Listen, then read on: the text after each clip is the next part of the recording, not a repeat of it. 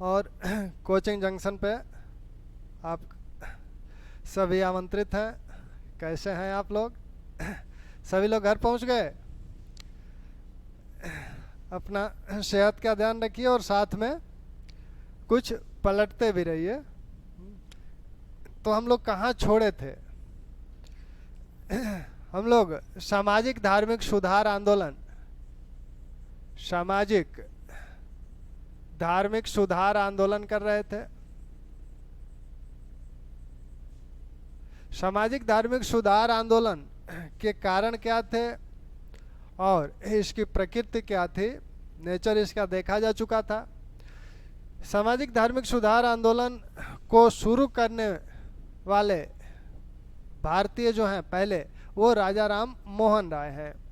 राजा राम मोहन राय के का यह जो नाम है, राजा राम मोहन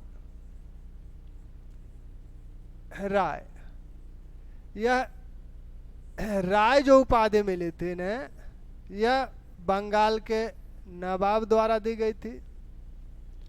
और यह जो उपाधि है राजा की, यह दी गई थी मुगल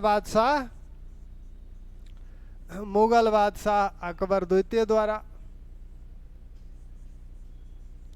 अकबर द्वितीय द्वारा। तो मुगल बादशाह अकबर द्वितीय अपनी एक याचिका के साथ इन्हें ब्रिटेन भेजे थे, वहाँ के सम्राट विलियम चतुर्थ के पास अपनी पेंशन बढ़वाने के लिए। तो उसी समय 1830 में जब अकबर द्वितीय ने इन्हें ब्रिटेन भेजा था, उसी समय राजा की उपाधि इन्हें प्रदान करके ब्रिटेन भेजा था। राजा राम मोहन राय के विषय में माना जाता है कि ये भारत में आधुनिकता को शुरू करने वाले प्रथम व्यक्ति हैं, युग पुरुष माने जाते हैं। साथ में रविन्द्रनाथ टैगोर ने भी इन्हें आधुनिकता को प्रारंभ करने वाला प्रथम व्यक्ति माना था। राम मोहन राय की कुछ संस्थाएं हैं जिनकी बातें हुई थी। राम मोहन राय शुरू से ही मूर्ति पूजा के विरोधी हैं और इसी संदर्भ में इन्होंने एक लेख लिखा था, और उस लेख की सूचना जब इनके पिता को मिली तो उन्होंने इन्हें घर से निष्कासित कर दिया। इन्हें राधापुर या राधानगर में इनका जन्म हुआ था 1772। कुछ किताबों में आपको 1774 भी मिलेगा, लेकिन कुछ ऑथेंटिक किताबें 1772 की भी बात करती हैं। तो दोनों तिथि ध्यान रखिए, 1772 1774, विकल्प में जो हो उसे आप टिक कर लें। तो राजा राम मोहन राय शुरू से मूर्ति पूजा के विरोधी हैं। इसी संदर्भ में उन्होंने एक लेख लिखा था और इस लेख में मूर्ति पूजा का विरोध किया था। उनके पिता को जब यह बात पता चली तो उन्होंने राजा राम मोहन राय को घर से निष्कासित कर दिया। उसके बाद राम मोहन राय पटना गए, वहाँ अरबी और फारसी सीखी। फिर काशी आए, काशी में इन्होंने संस्कृत सीखा और विभिन्न जो ब्राह्मण ग्रंथ हैं उनका अध्ययन किए। पिता के देहांत के पश्चात ये मुर्शिदाबाद गए। 1805 से 1814 के बीच ये जॉन डिग्बी के साथ रहे और उनके निजी सचिव भी रहे, कंपनी में नौकरी भी की। 1814 में ये कलकत्ता आ गए और कलकत्ता में ही 1814 से रहने लगे। तो 1815 में इन्होंने एक संस्था का गठन किया था, आत्मीय सभा। तो राजा राम मोहन राय की जो संस्थाएं हैं, उन संस्थाओं को आप देखें, जो संगठन उन्होंने बनाए थे, तो उन संगठनों को अगर आप देखें तो इनके संगठन है संगठन व विद्यालय। आत्मीय सभा कब बनी है? 1815। वेदांत सोसाइटी कब बनी है? 1816। हिंदू कॉलेज 1817, वेदांत कॉलेज 1825,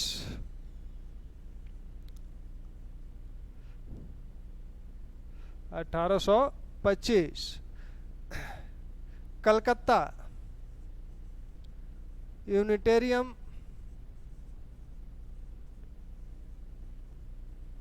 1821, और इसके बाद सबसे प्रमुख ब्रह्म समाज या सभा। तो ब्रह्म समाज या सभा का गठन 1828 में किया गया राम मोहन राय द्वारा। तो राम मोहन राय ने ब्रह्म समाज का गठन 1828 में किया।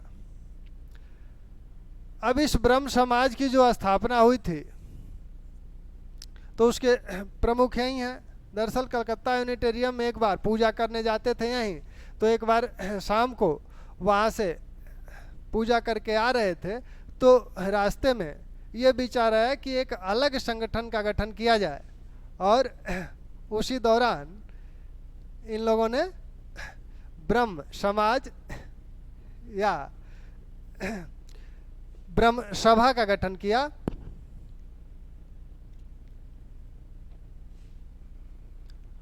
और यहाँ आप ब्रह्म समाज या ब्रह्म सभा के विचारधारा क्या थी, किस लिए, इसका उद्देश्य क्या था? इसका उद्देश्य था मूर्ति पूजा का खंडन करना, जातिपात का खंडन, एकेश्वरवाद और ईश्वर की सार्वभौमिकता।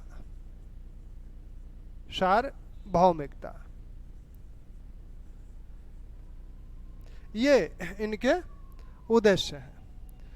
यानी यह समाज किन किन बातों पर फोकस करता है? मूर्ति पूजा नहीं होनी चाहिए, जाति पात नहीं माना जाना चाहिए, और एकेश्वरवाद का समर्थन करता है, ईश्वर की सार्वभौमिकता में विश्वास करता है। यह कहता है कि ईश्वर एक हैं और किसी भी समस्त विश्व में ईश्वर एक हैं और लोग उन्हें भिन्न भिन्न नामों से जानते हैं या पुकारते हैं।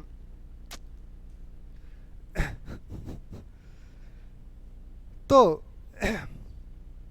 ब्रह्म समाज की इन विशेषताओं के साथ यह 1828 में शुरू हुआ। राजा राम मोहन राय ने कुछ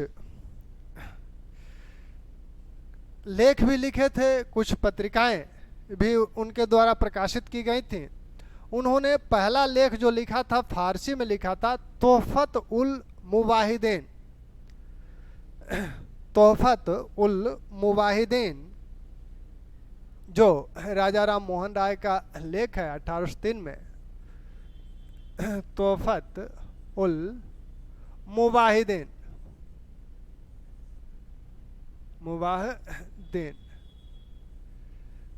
इसमें उन्होंने मूर्ति पूजा का खंडन किया था। मूर्ति पूजा का खंडन किया था। इसके बाद उन्होंने 1820 में एक लेख लिखा, प्रिस्टेप्स ऑफ जीसस, ईसा मसीह के उपदेश।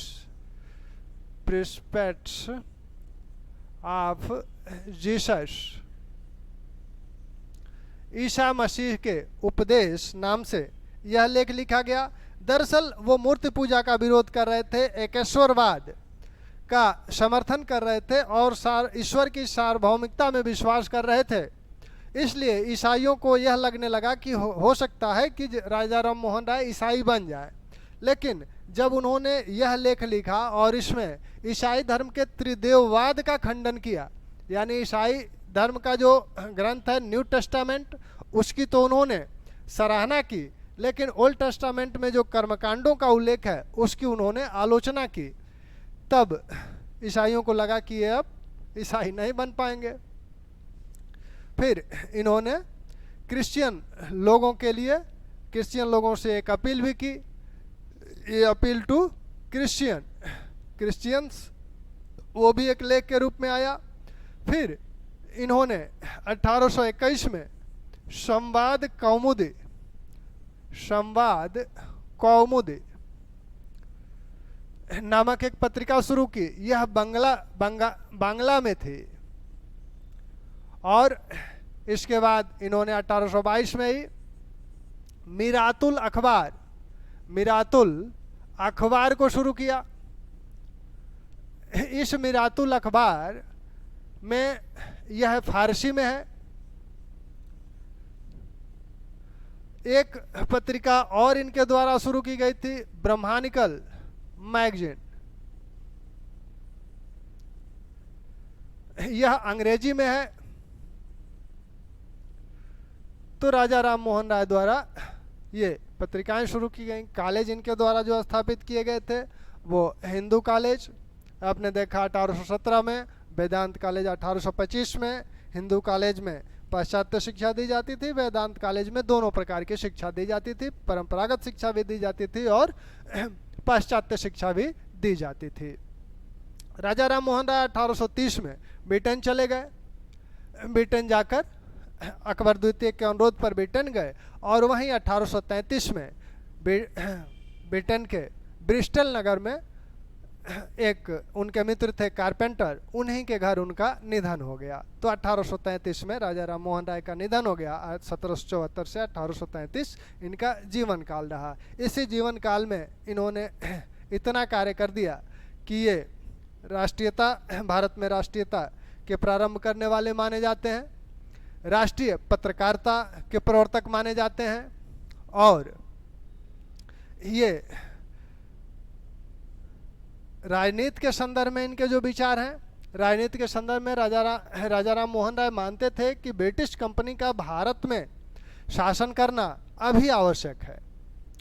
वो कहते थे कि ब्रिटिश कंपनी का विरोध नहीं करना चाहिए। जिस तरह से हम पाश्चात्य संस्कृति की विशेषताओं, पाश्चात्य संस्कृति की जो विशेषताएं हैं, बौद्धिकता है, तार्किकता है, मानवता है, वैज्ञानिकता है, इनको वो कहते हैं जिस तरह हम इनकी प्रशंसा करते हैं, इनका अनुसरण करना चाहते हैं, वैसे ही हमें ब्रिटिश शासन का विरोध नहीं करना चाहिए। हो सकता है कि ब्रिटिश शासन की जो परंपराएं हैं वो गलत हों, लेकिन शासन अपने आप में गलत नहीं हुआ करता। लेकिन फिर भी राजा राम मोहन राय जो संवैधानिक सुधार की परंपरा राष्ट्रीय आंदोलन में शुरू हुई थी, संवैधानिक सुधार की, उसके ये प्रवर्तक माने जाते हैं। क्योंकि शासन द्वारा जो भी गलतियां की जाती थीं या जनता की जो भी शिकायतें थीं, उसके संदर्भ में ये याचिकाओं या प्रार्थनाओं के माध्यम से अपनी बात शासन तक पहुंचाने का प्रयास करते थे, जिससे उनमें सुधार हो सके। इसलिए इन्हें संवैधानिक सुधार का प्रारंभकर्ता भी माना जाता है। राजा राम मोहन राय कार्यपालिका और न्यायपालिका, न्यायपालिका के पृथक्करण की भी बात करते हैं।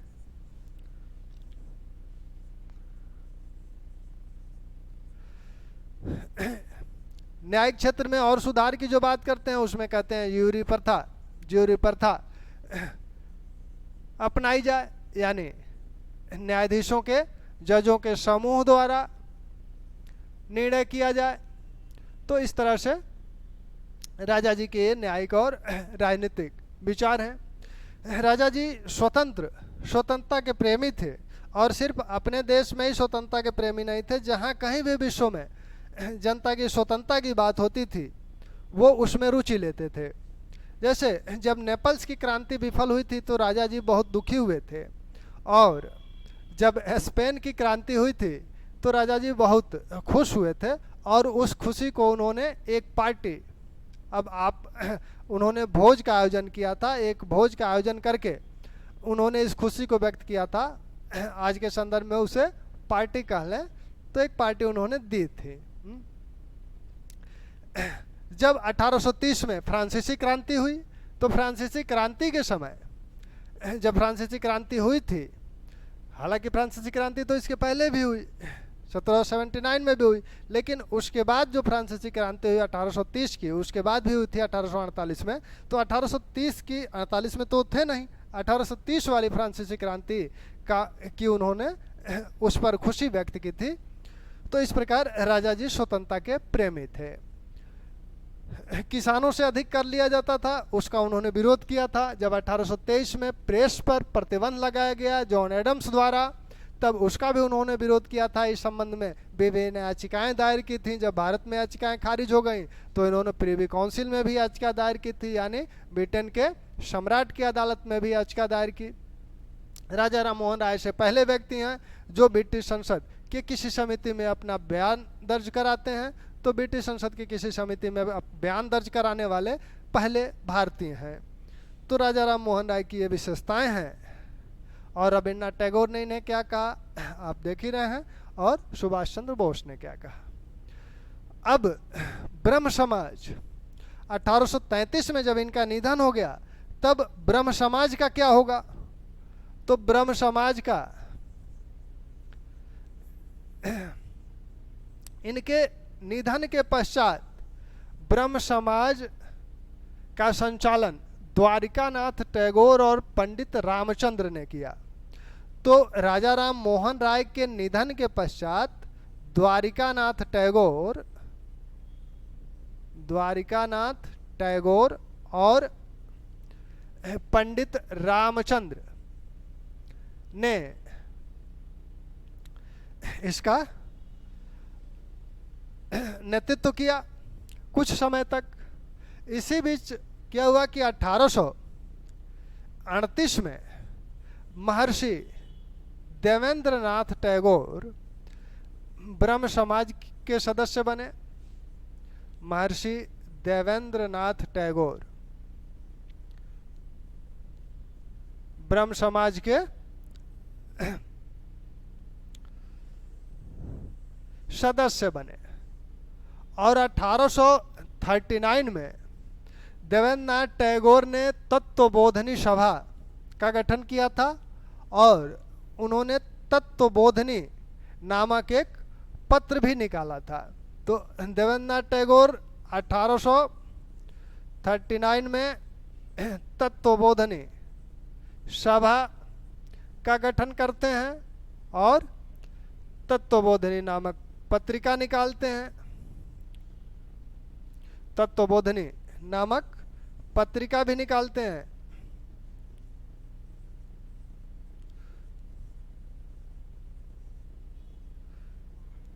तत्वबोधनी पत्र भी निकालते हैं। तो ये अब 1843 में 1843-43 जो भी आपका है, तो 1843 में देवेंद्रनाथ टैगोर ब्रह्म समाज के प्रमुख आचार्य बन जाते हैं। यानी एक तरह से कहें तो 1843 से देवेंद्रनाथ टैगोर ब्रह्म समाज का नेतृत्व करने लगते हैं। और इस समय से आगे 1865 तक ब्रह्म समाज का नेतृत्व करते हैं। ये उदार प्रवृत्ति के थे। तो उस समय के जो युवक थे वो बहुत ही समाज में क्रांतिकारी सुधार चाहते थे। तो युवक इनसे, नवयुवक जो थे, इनसे संतुष्ट नहीं हो पाए। ऐसे में देवेंद्रनाथ टैगोर कुछ समय के लिए हिमालय चले गए तपस्या करने। इस बीच केशव चंद्र सेन ने ब्रह्म समाज का नेतृत्व बखूबी संभाल लिया था। केशव चंद्र सेन 1857 में केशव चंद्र सेन ब्रह्म समाज के सदस्य बनते हैं। केशव चंद्र सेन 1857 में ब्रह्म समाज के सदस्य बने।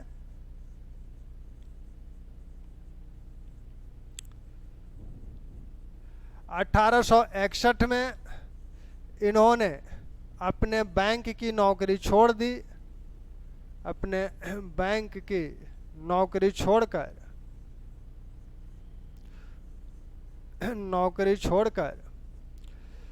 स्वयं को समाज के लिए, समाज यानी ब्रह्म समाज, समाज के लिए पूर्णतः समर्पित कर दिया। तो अब ये पूर्ण रूप से समाज को स्वयं को समर्पित कर दिए। 1862 में केशव चंद्र सेन ब्रह्म समाज के क्या बने? प्रमुख बने। ब्रह्म समाज के ब्रह्म समाज के प्रमुख बने।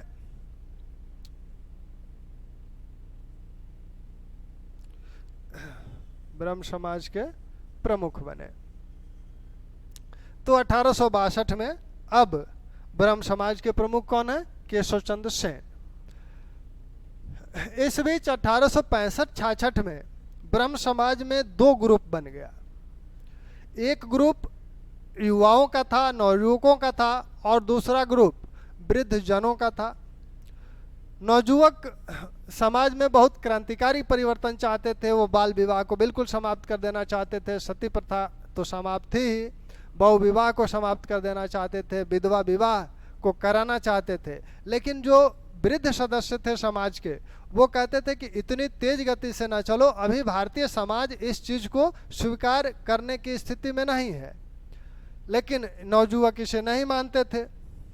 फिर एक समस्या और थी। नवयुवकों ने कहा कि ब्रह्म समाज का जो भी सदस्य बनेगा उसे मूर्ति पूजा का त्याग तो करना ही होगा, साथ साथ जाति का भी त्याग करना होगा। ब्रह्म समाज की सदस्यता की जो शर्तें थीं उसमें मूर्ति पूजा का त्याग था। अब नवयुवक कह रहे हैं कि मूर्ति पूजा के त्याग से ही काम नहीं चलेगा, अब आपको जाति का भी त्याग करना होगा। इसके लिए वृद्ध जन तैयार नहीं है। तीसरी समस्या यह थी कि जो वृद्ध सदस्य थे वो कह रहे थे कि ब्रह्म समाज कुछ और नहीं है, यह ब्राह्मण धर्म ही है। जबकि नवयुवक कह रहे हैं नहीं, ये उदारवादी है और विश्व धर्म है। इन्हीं बातों को लेकर मतभेद उत्पन्न हुए और 1865-66 में ब्रह्म समाज में फूट पड़ी। और 1865-66 में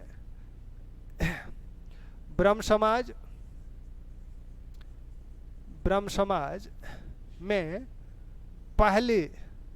समाज में पहला विभाजन हुआ। तो पहला विभाजन हुआ। अब दो ब्रह्म समाज के दो रूप हुए। ब्रह्म समाज जो है यह दो रूप में आया। जो पुराना ब्रह्म समाज है, पुराना समाज, इसे आदि ब्रह्म समाज कहा गया, आदि ब्रह्म समाज बोला गया। और जो नया बना नवयुवकों द्वारा उसे कहा गया भारत ब्रह्म समाज।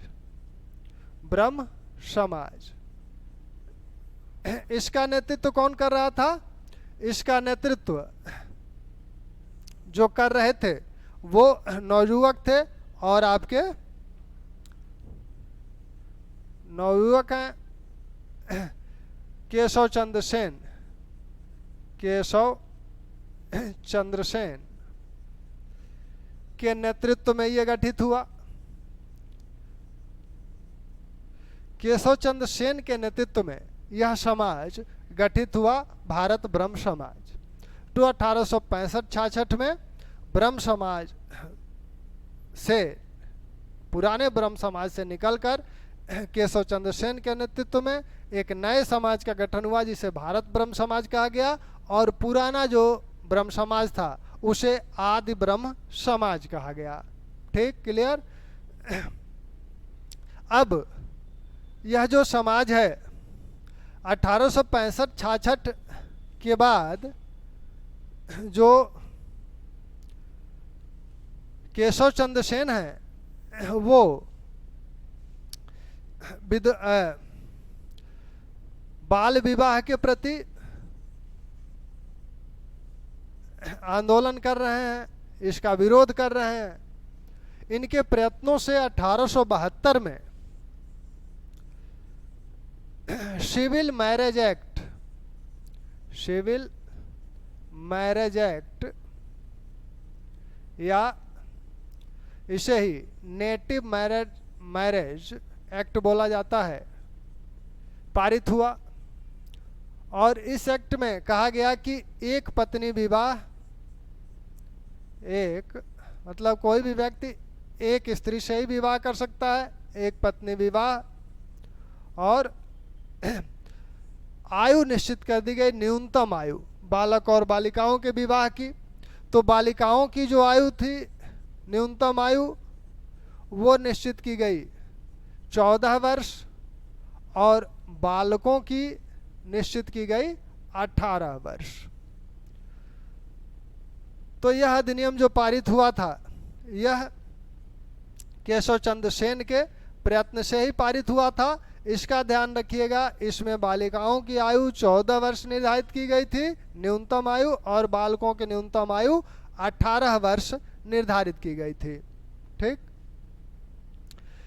लेकिन बाल विवाह का ये विरोध तो कर रहे हैं केशव चंद्र सेन, परंतु जब अपने लड़की की विवाह की बात आई तो अपने 13 वर्षीय पुत्री का विवाह इन्होंने कूच बिहार के शासक से कर दिया। उनकी उम्र ज्यादा थी और इनकी लड़की वैसे भी 14 वर्ष की उम्र नहीं है इसकी।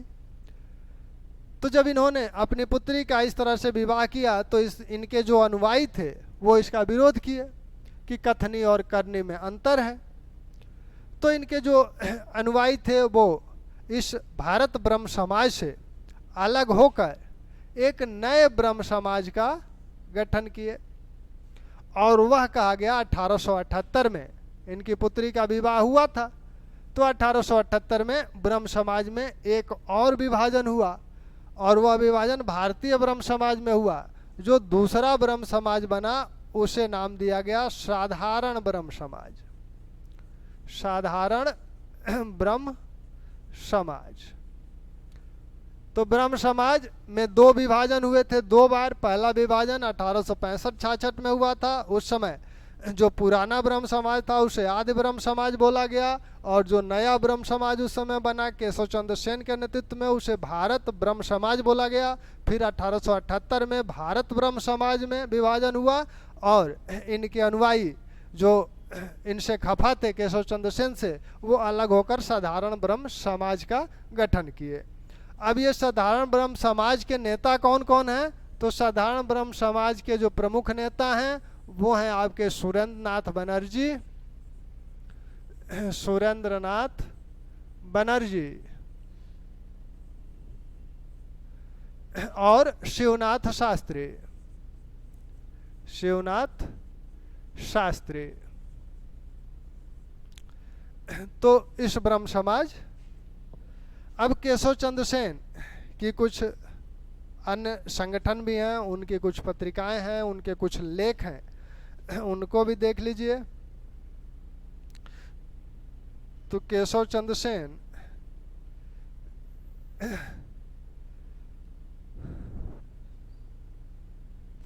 केशव चंद्र सेन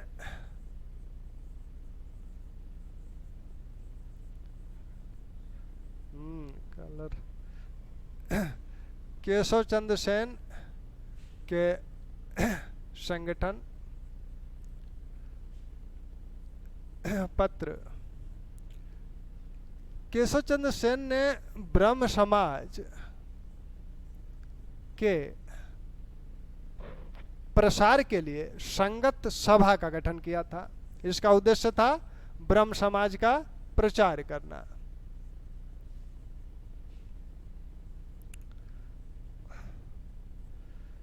इन्होंने इंडियन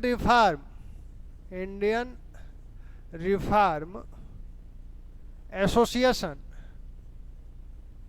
का गठन किया था। इसका उद्देश्य था समाज सुधार करना। तो ये दो संगठन केशव चंद्र सेन के महत्वपूर्ण हैं। इन्होंने जो लेख लिखा था केशव चंद्र सेन ने, एक लेख इन्होंने लिखा था 1862 में, मानव जीवन मानव का भाग्य, मानव का भाग्य।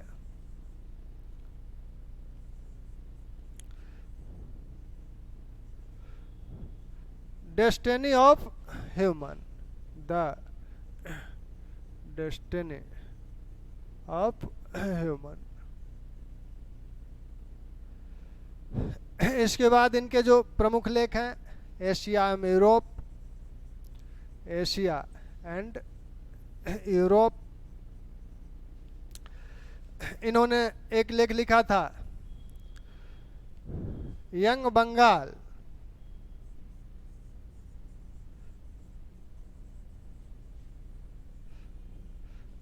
This is for you.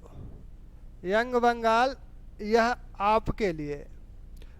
Young Bengal, this is for you नाम से इन्होंने एक लेख लिखा था 1862 में ही। इन्होंने, इनका एक जो बहुत ही महत्वपूर्ण लेख है वो है एशिया का यूरोप को संदेश। दरअसल केशव चंद्र सेन ब्रह्म समाज में सभी धर्मों के पाठ की इजाज़त दिए थे। वे एक विश्व धर्म में विश्वास करते थे।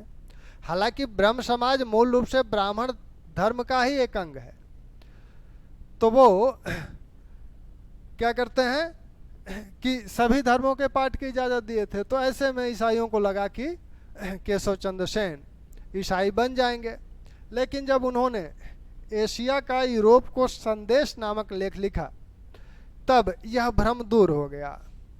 इसमें वो एशिया को एक परिवार के रूप में मानते हैं और कहते हैं कि एशिया में कहीं भी दुख और दर्द, दुख दर्द और सुख, मेरा दुख दर्द और सुख है, और सभी धर्मों के प्रवर्तक अमूमन एशिया से ही हैं।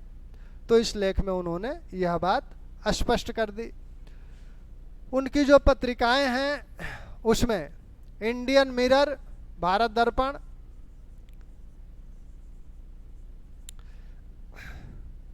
पत्र उनके जो हैं, इंडियन मिरर, सुलभ समाचार,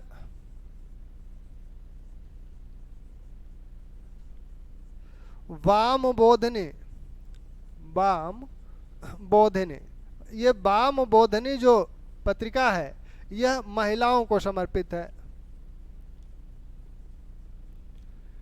ठीक। केशव चंद्र सेन की खासियत एक और है, वो है कि केशव चंद्र सेन भारत के पहले मिशनरी माने जाते हैं। तो भारत के पहले मिशनरी, भारत के पहले मिशनरी केशव चंद्र माने जाते हैं, केशव चंद्र सेन माने जाते हैं। क्योंकि धर्म और समाज सुधार को एक मिशन के रूप में अपनाने का सबसे पहले कार्य केशव चंद्र सेन ने किया, जैसा कि ईसाई मिशनरियां कर रही थीं, इसलिए इन्हें पहला मिशनरी माना जाता है।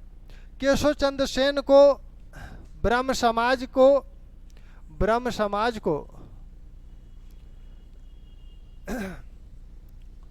अखिल भारतीय स्वरूप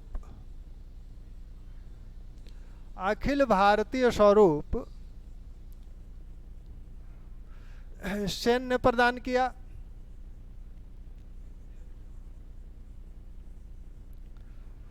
केशव चंद्र सेन विभिन्न क्षेत्रों की यात्रा किए। वो मद्रास प्रेसिडेंसी भी गए, बम्बई प्रेसिडेंसी भी गए। मद्रास प्रेसिडेंसी में जाकर वहाँ लोगों को प्रेरित किए और उन्हीं की प्रेरणा से वहाँ वेद समाज का गठन हुआ। बम्बई प्रेसिडेंसी में वो जाकर वहाँ के लोगों को प्रेरणा दिए और वहाँ प्रार्थना समाज का गठन हुआ। तो ये आपके केशव चंद्र सेन की उपलब्धियाँ हैं। अब ब्रह्म समाज का दक्षिण में कैसे विस्तार है, तो दक्षिण में मद्रास में 1864 में वेद समाज का गठन हुआ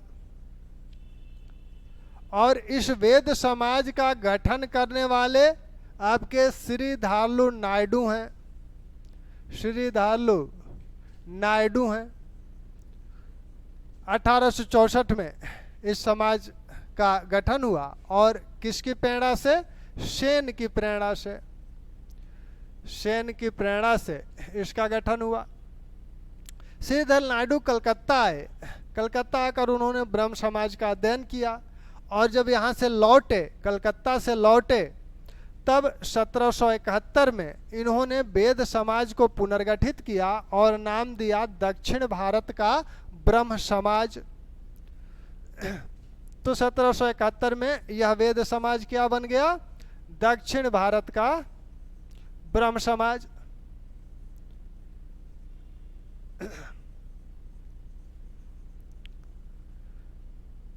ठीक। अब बंबई में क्या हाल है? तो बंबई प्रेसिडेंसी में केशव चंद्र सेन यहाँ भी गए थे 1864 में। 64 में मद्रास भी गए थे और उधर से घूमते हुए बंबई भी गए। यहाँ जब गए तो उन्होंने, उनकी प्रेरणा से यहाँ 1867 में प्रार्थना समाज का गठन हुआ।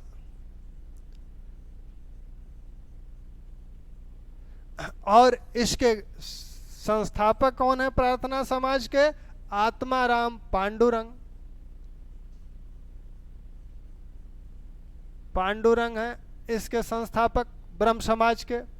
कहीं कहीं रानाडे आपको मिलेगा, लेकिन रानाडे इसके संस्थापक नहीं है। संस्थापक है आत्माराम पांडुरंग। रानाडे इस समाज में 1869 में आके जुड़ते हैं। तो 1869 में जी.आर. भंडारकर और रानाडे महादेव गोविंद रानाडे, महादेव गोविंद रानाडे इससे जुड़ते हैं। और रानाडे के ही प्रयत्नों से प्रार्थना समाज का प्रसार होता है, विस्तार होता है। रानाडे का बहुत महत्वपूर्ण योगदान है पश्चिम भारत के सामाजिक धार्मिक सुधार में। यह जो पश्चिमी बंबई, यानी आप कह सकते हैं इसे पश्चिमी भारत का सामाजिक सुधार। तो पश्चिमी भारत का जो सामाजिक सुधार है, इसमें सबसे पहले 1838-40 में बाल शास्त्री नामक एक व्यक्ति थे। वो पाश्चात्य शिक्षा ग्रहण किए थे और उन्होंने बंबई दर्पण नामक पत्र शुरू किया था। उसके बाद यहाँ परमहंस मंडली बनी पश्चिम भारत में। परमहंस मंडली बनी।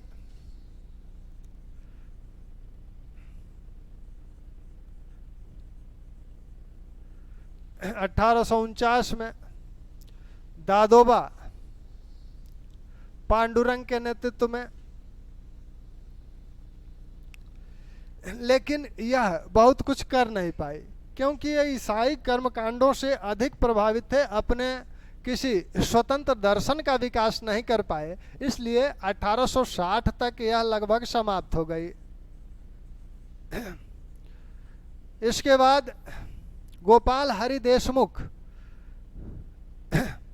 पश्चिम भारत में एक नाम आता है गोपाल हरि देशमुख।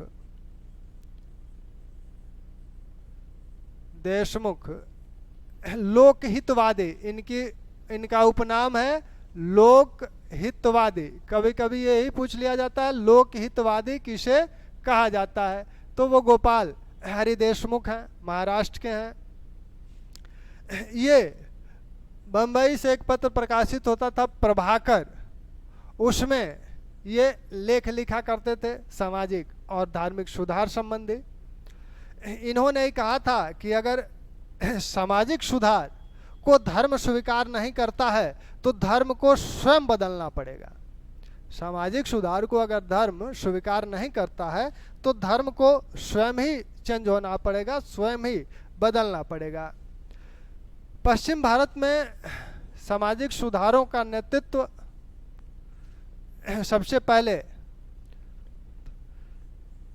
जिसने किया वो आपका प्रार्थना समाज है। इसका गठन आप देख ही चुके हैं, 1867 में हुआ। इसके नेतृत्वकर्ता फिर कह रहे हैं आत्माराम पांडुरंग हैं।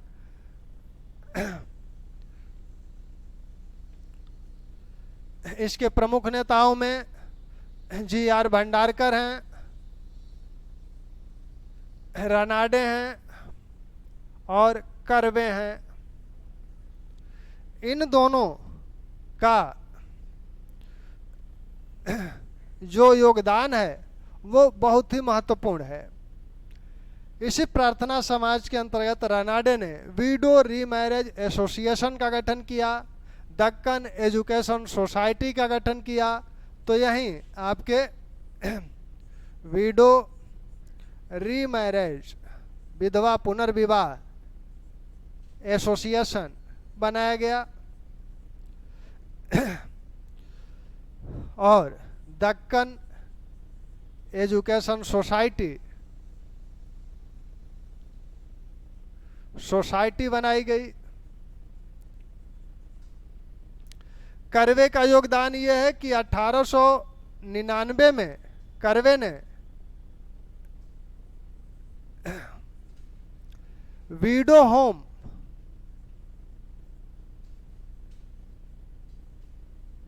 की स्थापना की। वीडो होम का कार्य यह था कि जो विधवाएं हैं उन्हें डॉक्टर के रूप में, नर्स के रूप में, अध्यापकों के रूप में प्रशिक्षित किया जाए, यानी उन्हें जीविका का एक स्रोत मिल सके, उनकी डिपेंडेंसी खत्म हो। तो वीडो होम का ये कार्य था, कर्वे द्वारा यह कार्य किया गया था। कर्वे द्वारा ही महिला विश्वविद्यालय भी 1806 में स्थापित किया गया। 1806 कर रहे हैं, 1906 में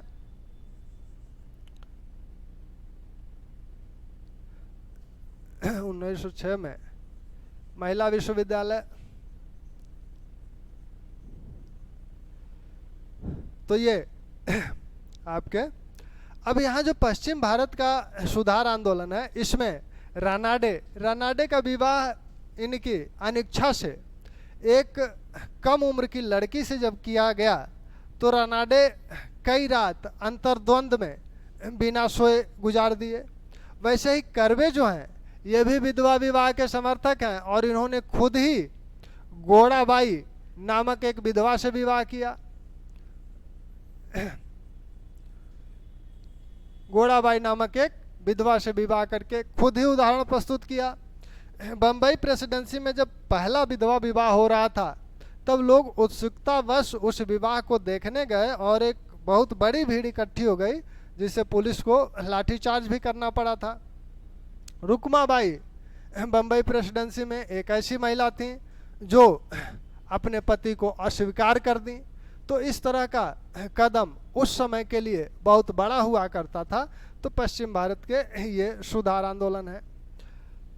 पश्चिम भारत के इस सुधार आंदोलन जिसका नेतृत्व प्रार्थना समाज कर रहा है, यह ब्रह्म समाज से कैसे भिन्न है?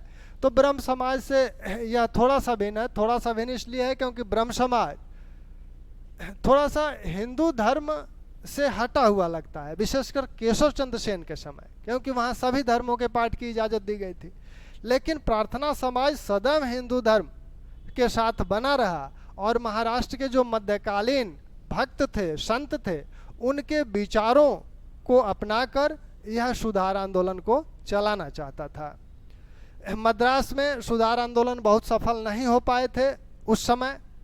इसलिए नहीं सफल हो पाए क्योंकि वहाँ ब्राह्मण और निम्न जातियाँ दो ही वर्ग थे और पाश्चात्य शिक्षा ब्राह्मण वर्ग ही लेता था। ब्राह्मण और सारे अधिकार ब्राह्मण वर्ग को मिले हुए थे, तो वह किसी सुधार का नेतृत्व नहीं करना चाहता था जिससे कि उसके अधिकारों पर आघात हो। यानी मद्रास में एक तरह से कहें तो सुधारों के लिए नेतृत्व का अभाव था। इसी नेतृत्व के अभाव में 19वीं शताब्दी में वहाँ सुधार नहीं हुए। 20वीं शताब्दी में आप चल के देखेंगे कि जस्टिस पार्टी या आत्मसम्मान पार्टी जैसी उग्र निम्न जातीय पार्टियाँ आती हैं और सुधार के लिए प्रयास करती हैं। तो ये रहा आपका ब्रह्म समाज और उससे संबंधित संगठन जो कि दक्षिण भारत में भी देखे गए। इसमें जो प्रश्न पूछे जाते हैं राजा राम मोहन राय से संबंधित, केशव चंद्र सेन के संगठन, पत्रिकाएं, प्रार्थना समाज, ठीक, तो इनको आप देख लें और फिर आगे इस धार्मिक सामाजिक सुधार में अन्य जो आंदोलन है 2-4 उनको भी देख लिया जाएगा। आप लोग अपने सेहत का ध्यान रखें। धन्यवाद।